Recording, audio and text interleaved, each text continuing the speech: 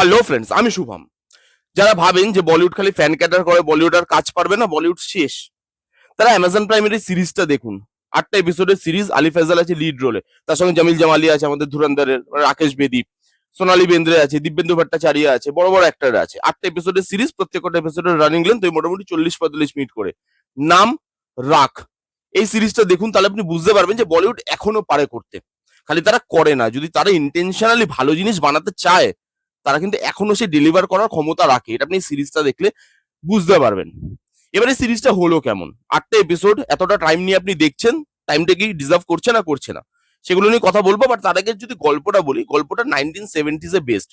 1978 এর গল্প, two B specific. সেখানে দেখানো হচ্ছে একটা ভাই আছে, বোন আছে, তারা রেডিও স্টেশনে যাচ্ছে, কারণ বোনের পারফরমেন্স আছে রেডিওতে। ভাই তার সঙ্গে যাচ্ছে, বাড়িতে মা বাবা বসে আছে যে মেয়ের গান শুনবে, কিন্তু মেয়ের যে পারফরমেন্সের টাইম সেটা পেরিয়ে যাচ্ছে, মেয়ে আর গান করছে না। এবার বাবা বলছে এরকম কেউ কি করে করতে পারে, মেয়েকে গান করার জায়গায় দিল না, চলো আমি একটু রেডিও স্টেশন থেকে ঘুরে আসছি, ওদেরকে নিয়েও আসছি। বাবা রেডিও স্টেশনে যাচ্ছে, গিয়ে দেখছে ছেলে আর মেয়ে রেডিও স্টেশনে যায়নি, ঘর থেকে বেরিয়েছে বাট রেডিও স্টেশনে যায়নি, মাঝখানে তাদের সঙ্গে কিছু একটা হয়ে গেছে। এবার এই কেসটাকে ইনভেস্টিগেট করতে আসছে আমাদের আলি ফয়সাল। এবার বাবা যেহেতু army officer, retired army officer, এই কেসটাকে পুলিশরা প্রথম থেকেই খুব প্রাধান্য দিচ্ছে বা খুব তোড়জোড়ের সঙ্গে কেসটাকে সলভ করার চেষ্টা করছে। এবার কেসটা সলভ করতে পারছে না, এই নিয়েই 8টা এপিসোডের গল্প। এবার যদি পজিটিভ দিক নিয়ে কথা বলি, দেখুন প্রথমত এই যে গল্পটা এত নৃশংস এবং রিয়েল লাইফ গল্পের ওপরে বেস, রিয়েল লাইফ স্টোরির ওপরে বেসড। এবার আপনার দেখে মনে হবে সবসময় যে এই যে দুজন ভিলেন যারা কিছু খারাপ কাজ করছে, এরকম অনেক কম গল্প হয় যেগুলোর সঙ্গে দর্শক কানেক্ট ফিল করতে পারে, এবং আমরাও চাই যে যারা অ্যাকচুয়ালি দোষী তারা শাস্তি পাক। এই দুজন ভিলেনের গল্পটা যেভাবে তুলে এনেছে, এবং গল্পটা আপনাকে থ্রু আউট দ্য সিরিজ যেভাবে এঙ্গেজ করে রাখে, একটা মা বাবার যে ইমোশনাল পয়েন্ট, একটা পুলিশ যে কেসটাকে সলভ করতে চাইছে বাট কোনো কারণে সলভ করতে পারছে না, যেভাবে গল্পটাকে এগোনো হয়েছে, প্রেজেন্ট দেখাচ্ছে, পাস্ট দেখাচ্ছে, পাস্ট মানে ফ্ল্যাশব্যাক, তাও 7-8 দিনের আগের ফ্ল্যাশব্যাক, এই দুটোকে যেভাবে ব্যালেন্স করেছে, গল্পটা এতটা নৃশংস আপনার মনে হবে যে অ্যাকচুয়ালি যাদের সঙ্গে এটা হয়েছে, যেহেতু রিয়েল লাইফ গল্পের উপরে বেস্ড, যে যাদের সঙ্গে হয়েছে তারা ওই দিনটাতে কি না সহ্য করেছে। এই গল্পটা খুব সুন্দর, আপনাকে এঙ্গেজ করে রাখতে পারে, আপনি চান যে শেষটা কি হবে, কি রকম ভাবে হবে আমি দেখব। তারপরে এই যে এরাটা দেখাচ্ছে, 70s এর এরা, সেখানে যেভাবে জিনিসপত্র রাখা হয়েছে, একটা পুলিশ অফিসার, সেই পুলিশ অফিসারের তখন ওই লেদারের ব্যাগ আসেনি বন্দুক রাখার জন্য, কাপড়ের ব্যাগ ঝুলছে। তার যে জামা প্যান্ট, বেল বটম প্যান্ট পরে আছে হিরো, সেখানে যে ব্যাকড্রপটা সেট করেছে, রেডিওর ব্যবহার, ফরেন্সিক তখনও ইন্ডিয়াতে অতটা পপুলার নয়। যে ফরেন্সিক মানে এখন যেরকম খুন হলেই সবার আগে আমরা কি দেখি, যে ফরেন্সিক টিম আসছে, তখনও ফরেন্সিক পপুলার নয়। যেভাবে জিনিসটা ছোট ছোট মাইনিউট ডিটেলে খেয়াল করেছে, ইয়েলো একটা টিন্ট রেখেছে এরাটাকে ক্রিয়েট করার জন্য, ইয়েলো কালারের একটা টিন্ট, সেই জিনিসটা ভালো লাগবে, সেই এরাটা ক্রিয়েট করতে পারে, যার জন্য অথেন্টিকেট লাগে দেখতে, রুটেড লাগে দেখতে। তার সঙ্গে ওই যে বললাম প্রত্যেকটা ক্যারেক্টার, সেই ক্যারেক্টারদের ইমোশনটাকে বোঝানো হয়েছে, যার জন্য সিরিজটা এতটা বড়। আপনার মনে হতেই পারে যে ভাই সিরিজটা এত বড় কেন, কি দেখাচ্ছে, প্রত্যেকটা ক্যারেক্টার তাদের ইমোশনাল বা তাদের সাইকোলজিতে এফেক্ট করছে। একটা পুলিশ অফিসার, সে 6 নম্বর এপিসোড অব্দি যারা অ্যাকচুয়ালি দোষ করেছে তাদের চেহারাটাই দেখতে পাচ্ছে না, তো তার রাগটা, সেই রাগটা কোন পর্যায়ে যেতে পারে।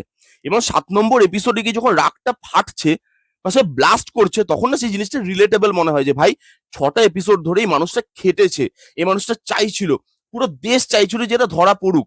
এবং যখন তাকে দেখতে পাচ্ছ, ওই যে রাগটা, ওটা ওভারনাইট আসে না। একটা মা বাবা, তাদের যে ইমোশনটা, তাদের যে সাইকোলজি এফেক্ট করছে, তার মা কিছুদিন, অনেক দিন হয়ে গেল, সে বুঝতেই পারছে না যে অ্যাকচুয়ালি তাদের ছেলে আর মেয়ের সঙ্গে কি হয়েছে, সে রিয়েলিটিতে নেই। তো সেটা তো আপনাকে বোঝাতে হবে। এই যে ভিলেনদের পাস্ট কি, তারা কেন আজকে এরকম, সেই জিনিসটাকে দেখাতে গেলে টাইম লাগে, টাইমটা ডিমান্ড করছিল, সেই টাইমটাকে দেওয়া হয়েছে। এই কেসটা যে গুরুত্বটা, সেই গুরুত্বটাকে তুলে ধরা হয়েছে। আর তার মধ্যে দেখুন স্লো বার্ন ট্রিটমেন্টের সিরিজ একটা, হ্যাঁ, মানে খুব যে মাস মাসালা আছে, ইনভেস্টিগেশনে খুব ফাস্ট পেস চলছে, তার নয়। ইনভেস্টিগেশন ওই টাইমে যেরকম হতো, কারণ ওই টাইমে কানেকশনের বা আপনি যদি কন্ট্যাক্ট করতে চান অন্য থানার সঙ্গে বা কোনো একটা কাজ করতে চান, আপনার অনেক টাইম লাগছে। যে একটা ভিলেন সে অন্য জায়গায় চলে গেছে, সেই এরিয়া থানার সঙ্গে কন্ট্যাক্ট করছেন, তাহলে আপনার তো অনেক টাইম লাগছে, সেই টাইমটা দেওয়া হয়েছে এখানে। যে যেই এরা সেইভাবেই ইনভেস্টিগেশনটা হচ্ছে, এমন না খুব ফাস্ট পেস, সব বুঝে যাচ্ছে একদম হাতের সামনে এনে রেখে দিচ্ছে, না, ইনভেস্টিগেশনটা ইন্টারেস্টিং এবং টাইম টেকিং। যাতে আপনি ওই জিনিসটা ওই এরাটা বুঝতে পারেন যে কোন এরাতে হচ্ছে ইনভেস্টিগেশনটা, আর সেখানে কতটা টাইম লাগতো একটা কেস সলভ করতে। তার মধ্যে পলিটিক্সের হালকা জিনিসপত্র দেখানো হয়েছে, পুলিশের জিনিসপত্র দেখানো হয়েছে, যে পুলিশরা চায় কিন্তু কেস সলভ করতে, বাট অনেক সময় পলিটিক্যাল প্রেশারের জন্য বা ওপর মহলের চাপের জন্য তাদের হয়তো সেই কেসটা একটু তাড়াহুড়ো করতে হয়, বা যে টাইমটা দেওয়া দরকার তারাও জানে যে টাইমটা দেওয়া দরকার, তারা টাইমটা দিতে পারছে না ওই কেসটার মধ্যে। ওই ছোট ছোট জিনিসগুলো দেখানো হয়েছে। পারফরমেন্স, ভাই প্রত্যেকের পারফরমেন্স জাস্ট আউটস্ট্যান্ডিং। আলি ফায়সালের কথায় আমি পরে আসছি। আলি ফায়সাল ভালো অ্যাক্টর, এখানেও ভালো কাজ করেছে। যাদের কথা প্রথমে বলতে হবে, যাদেরকে দেখে আপনি ছিটকে যাবেন রীতিমতো, সেটা হচ্ছে এই দুটো ছেলে যারা ভিলেন। ভাই তাদেরকে দেখে আপনার রাক্ষস বলেই মনে হবে। লিটারালি সিরিজের এন্ডে এসে আপনি না তাদেরকে, আপনার মনে হবে যে তারা দুজনই বোধহয় অ্যাকচুয়াল। তাদের দুজনকে মারবো যদি হাতের সামনে পাই আমি, তাদের দুজনকে ভাই ফাঁসিতে ঝুলিয়ে দাও, এরকম আপনার মনে হবে দুটো ক্যারেক্টারকে দেখে। তারা এত অথেন্টিকেশনের সঙ্গে প্লে করেছে। বাবু আর রাজ্য ক্যারেক্টার দুটোর নাম, ভাই কি ট্রিমেন্ডাস, এবং কি নৃশংসতা এনেছে নিজেদের মধ্যে, সেটা খুব সুন্দর। ডায়লগ এখানে খুব ভালো ভালো আছে। একটা জায়গা বলবে, দেখুন ডায়লগটার ডেপথ কতটা। একটা জায়গায় বলবে দিব্যেন্দু দা হচ্ছে পুলিশ অফিসার এবং হাই র্যাঙ্কের পুলিশ অফিসার, তার আন্ডারে কাজ করছে আমাদের আলি ফয়সাল। এবার দিব্যেন্দু দা ওখানে বলবে একদম লাস্টে যে এরা কি ভেবে এই কাজগুলো করছে, সেটাই তো বুঝতে পারছে না কি ভেবে করছে। তখন আলি ফয়সাল বলবে যে স্যার এরা অ্যাকচুয়ালি না কিছু ভাবছেই না, এরা ভাবছে না বলে এরকম ধরনের কাজ করছে, কারণ তাদের কাছে কোনটা ঠিক কোনটা বুঝে বিচার করার ক্ষমতাই তাদের কাছে হারিয়ে গেছে। সেই জিনিসটা, এবং লাস্ট এপিসোড অ্যাকচুয়ালি যেখানে ঘটনাটা দেখাবে যে অ্যাকচুয়াল দিনে সেই মানুষ দুটোর সঙ্গে কি হয়েছিল, ভাই আর বোনটার সাথে কি এমন হয়েছিল, সেই জিনিসটা না ভাই রাতের ঘুম উড়িয়ে দিতে পারে আপনার। এত নৃশংস, এত ব্রুটাল, এবং সেই ব্রুটালটা এরকম না যে আপনাকে ওভার দ্য ফেস দেখাচ্ছে। অনেক কিছু এরকম আছে যে জিনিসটা হচ্ছে সেটা দেখাচ্ছে না, ইম্প্যাক্টটা দেখাচ্ছে, যার পরে কি হচ্ছে সেই জিনিসটা বেশি ইম্প্যাক্ট ফেলতে পারে, রাদার দেন ওই খুন খারাপ পেটে ঢুকিয়ে দিচ্ছে, আঙুল ফাঙুল কেটে দিচ্ছে, যেরকম আমরা দেখি হাত কেটে দিচ্ছে, আঙুল কেটে দিচ্ছে, ওই জিনিসটা দেখাচ্ছে না, কিন্তু তারপরেও ইম্প্যাক্টটা ফেলতে পারছে।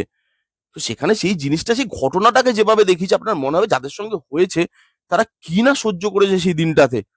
ভাই পারফরমেন্স, তাদের ওই স্টেজিং আউটস্ট্যান্ডিং। এবং যখন 7 নম্বর এপিসোডে গিয়ে একটা পুলিশ অফিসার নিজের রাগটা দেখাচ্ছে, ওটা যেভাবে জাস্টিফাই করছে, ইমোশনটাকে যেভাবে হোল্ড করে রাখতে পারে, আপনি হাউ হাউ করে কাঁদবেন না, কিন্তু আপনার ভেতরে না একটা চাপা দুঃখ থাকবেই মা বাবাটার জন্য, এই ভাই বোনটার জন্য, ওই পুলিশ অফিসারটার জন্য। আপনার ওই ক্যারেক্টার গুলোর জন্যই ইমোশনটা ফিল করতে পারবেন, যে তারা যেই জিনিসটার মধ্যে দিয়ে গো থ্রু করছে, বা তারা যে ইমোশনটার সঙ্গে ডিল করছে, ওটা আপনিও ফিল করতে পারবেন, ওটা কানেক্ট হয় ভালো করে। প্রত্যেকটা জিনিস এই সিরিজের খুব ভালো, থরলি এঙ্গেজ করে রাখে। স্লো বার্ন ট্রিটমেন্ট হওয়ার পরেও আপনাকে এঙ্গেজ করে রাখতে পারে। যারা স্লো পেস মুভি বা সিরিজ দেখতে ভালোবাসে তারা এই সিরিজটা দেখুন, এবং যারা দেখতে ভালোবাসেন না তারাও দেখুন, একটু টাইম লাগবে, একটু টাইম নিয়ে দেখুন, বাট আপনাদের ভালো লাগবে, এটুকু আমি কথা দিতে পারি। এবার নেগেটিভ দিকে আসি, দুটো জিনিস নেগেটিভ আছে। এক, একটু আমার মনে হয়েছে, দেখুন স্লো বার্ন ট্রিটমেন্ট, আমি স্লো বার্ন ট্রিটমেন্টের খুব বড় ফ্যান, আমার ভালো লাগে স্লো বার্ন ট্রিটমেন্ট দেখতে, কিন্তু তবুও আমার মনে হয়েছে যে আরেকটু ছোট করা যেত। এই লেন্থে আপনি রাখতে পারতেন, বাট আরেকটু একটা এপিসোড অন্তত কম করাই যেত। 7টা এপিসোড হলে বা 6টা এপিসোডে যদি হতো 50 মিনিট করে 1 ঘন্টা করে, তাহলেও আমার মনে হয় জিনিসটা জাস্টিফাই করা যেত। 8টা এপিসোড দরকার পড়ে না, একটা দুটো জায়গায় আপনার মনে হবে হ্যাঁ একটু বেশি টানছে, একটু বেশি জিনিসটাকে ঘোরাচ্ছে, এবার সেই জিনিসটা আপনার মনে হবে নেসেসারি নয়। এবং কিছু ক্যারেক্টার তারা না সেভাবে জায়গা পায়নি, তাদের পারফরমেন্স ভালো কিন্তু তাদের ক্যারেক্টার রাইটিংটা ভালো হয়নি। এক, যেরকম জামিল জামালি, রাকেশ বেদি, ভাই আপনি এমন একটা অ্যাক্টরকে কাস্ট করছেন যে জামিল জামালি করে এসছে, একটা ফ্যান ফলোইং তৈরি হয়েছে তার ধুরন্ধরের পর। আপনার তার ক্যারেক্টারটার মধ্যে আপনি যদি তার জন্য কোনো ক্যারেক্টার লিখছেন, সেই ক্যারেক্টারটার ডেপথ থাকতে হবে। এখানে রাকেশ বেদির ক্যারেক্টারটা সেরকম ডেপথ নেই, আছে বাট এলিভেট করতে পারেনি ক্যারেক্টারটা, রাইটিং এ এলিভেট করতে পারেনি। তো সেখানে ওই ওই ওই যে ক্যারেক্টারটা, তারপরে সোনালী বেন্দ্রের যে ক্যারেক্টারটা ওই দুটো বাচ্চার মায়ের রোলটা প্লে করেছে, সেই ক্যারেক্টারটা না আপনার কোথাও গিয়ে মনে হবে যে একটু একটু আন্ডার কুকড, আর একটু বেশি ভালো করে লেখা যেতে পারতো। কারণ ফেমাস অ্যাক্ট্রেস, যেই সময় অ্যাক্টিং করতো খুব ভালো অ্যাক্ট্রেস ছিল, অ্যাক্টিং তিনি করতে পারেন, এখানেও ভালো অ্যাক্টিং করেছে যেটুকু পেয়েছে। আরেকটু যদি বেরিয়ে আসতো, যে ছেলে মেয়েটার বাবারটা যেরকম ভাবে বেরিয়ে এসেছে, সোনালী বেন্দ্রেটা আরেকটু বেরোতে পারতো। দিব্যেন্দু ভট্টাচার্য, তাকে আপনার মনে হবে যে তিনি বলিউডে কাজ করছে এবং ভালো ভালো রোলে কাজ করছে, কিন্তু তবু এখনো হয়তো বলিউড তাকে ঠিকভাবে ইউটিলাইজ করতে পারেনি প্রপারলি, তার যে অ্যাক্টিং ক্যাপাবিলিটি সেটাকে ইউজ করতে পারেনি। সেই ক্যারেক্টারটা একটুখানি লেখাটা উইক হয়ে গেছে, আরেকটু সেই ক্যারেক্টারটাকে যদি দিতে পারতো ভালো হতো। এছাড়া ইনভেস্টিগেশনের যে প্রসেস, এরাটার মধ্যে কিভাবে ইনভেস্টিগেশন করছে, ইনভেস্টিগেশনটা যখন দেখবেন কেন ইনভেস্টিগেশনটা ফাস্ট পেস নয়, সেই এরাটাকে আপনাকে মনে রাখতে হবে যে কখনের গল্প দেখছি আমি, তখন এত ইজি ছিল না ব্যাপারগুলো। সেই জিনিসটা ইমোশন, গল্প, ঘটনা, পারফরমেন্স সব মিলিয়ে চূড়ান্ত একটা সিরিজ। আমার খুব ভালো লেগেছে। এই দুটো নেগেটিভ দিক যদি আপনি ইগনোর করে দেন, তাহলে এই সিরিজটা আপনার জন্য মাস্ট ওয়াচ। এই ছিল রাগ বলে সিরিজটা রিভিউ। কারা কারা দেখেছেন, আপনাদের কিরকম লেগেছে কমেন্ট করে জানান। যারা যারা দেখেননি, বলেই তো দিলাম মাস্ট ওয়াচ, জান গিয়ে দেখুন। কেমন লাগলো রিভিউটা জানাতে ভুলবেন না। ভালো লাগলে প্লিজ করে থামস আপ, লাইক করবেন, কমেন্ট করবেন, শেয়ার করবেন, চ্যানেলটাকে মাস্ট মাস্ট সাবস্ক্রাইব করবেন। দেখা হচ্ছে নেক্সট কোনো ভিডিওতে। ততক্ষণ bye bye, take care and be safe.